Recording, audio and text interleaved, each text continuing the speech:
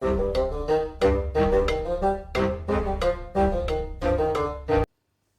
and welcome to the Critically Clueless. Today we are reviewing Evil Genius 2 World Domination.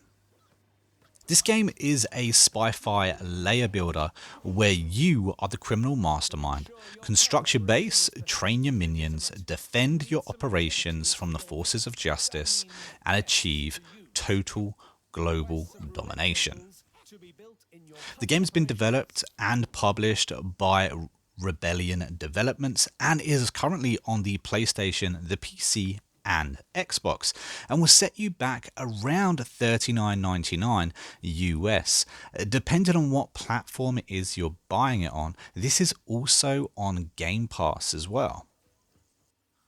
And if you haven't figured out, this is actually a sequel to the 2004 Evil Genius. Now, that game back in 2004 was kind of poorly received, but personally, I enjoyed that game, and I was looking forward to finally getting my hands on Evil Genius 2 and just seeing what it actually had to offer.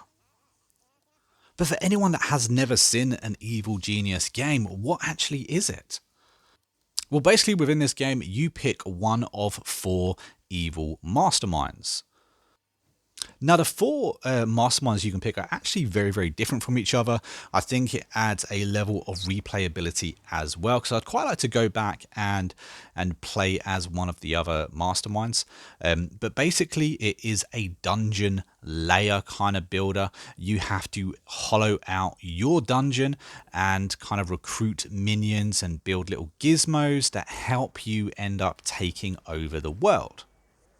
I think one of the closest games I could probably relate this to is Dungeons 3. If anyone's played that recently, Dungeons 3 is another game where it's kind of a layer builder, and then you go out into the world and wreak havoc.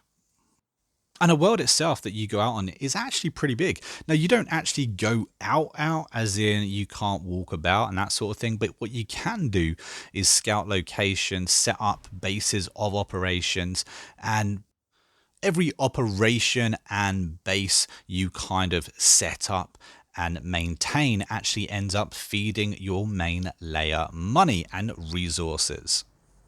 Every now and again, you will complete a mission which will give you a brand new unlock for your layer, which you can then use to construct things within your base, with the ultimate end goal being building a doom machine that will help you take over the world.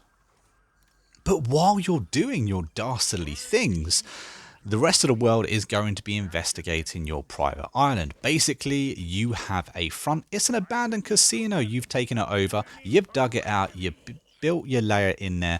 And the rest of the world are a little bit curious as to what exactly you're doing. So they're going to be sending in operatives every now and again. And you're going to have to stop them, basically uncovering your secrets.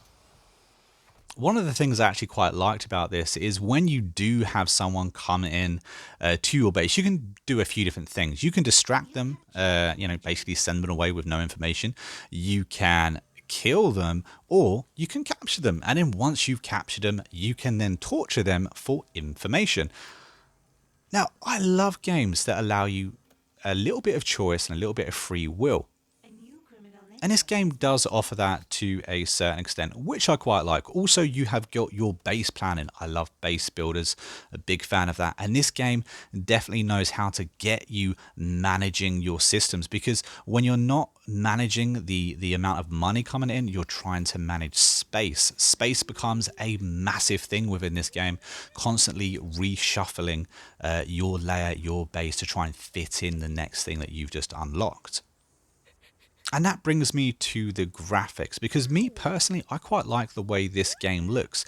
Now, it's not the best looking game out there. They've kind of gone with a comical, cartoony feel, and it fits so well with what they're trying to do. The level of humor in this game suits the graphics of this game as well. It's all very vibrant and very colourful, very bold, and some of the one-liners that you will see within this game as well is just very, very funny. It kind of took me off guard at first. I wasn't expecting it to be, as humorous as it was. And that brings us to the voice acting. And again, I felt that the over-the-top acting within this game really fitted the kind of theme of this game. Is kind of like Doctor No, over-the-top villainous, the comic book style in which the graphics are. I already felt that the voice acting suited it well. What is it you do around here? Me? I repair things, prevent breakages, turn things off and on again. Oh, good. We need someone to keep the lair in good working order. If you come across any corpses, just don't turn them back on. I like them that way. Now, when it comes to management simulation games, they can often be overcomplicated. And because of that, they often need a very good tutorial.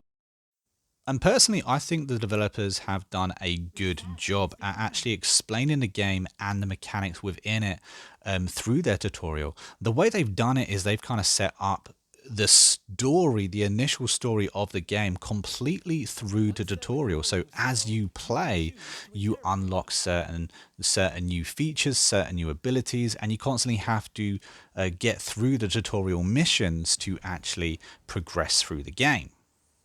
However, that does possibly lead this game to its weakest part, and that is the story, unfortunately. There isn't too much of the story outside the tutorial, but once you play through it, you kind of understand what you're supposed to be doing in this game and where it's heading. Therefore, in my opinion, the story isn't so needed. It's like a game like Stellaris. The story is what you make of it rather than what it's actually offering. But that being said, I'm hoping within the next few months that the developers release a patch or an update or two just to give you a little bit more to do.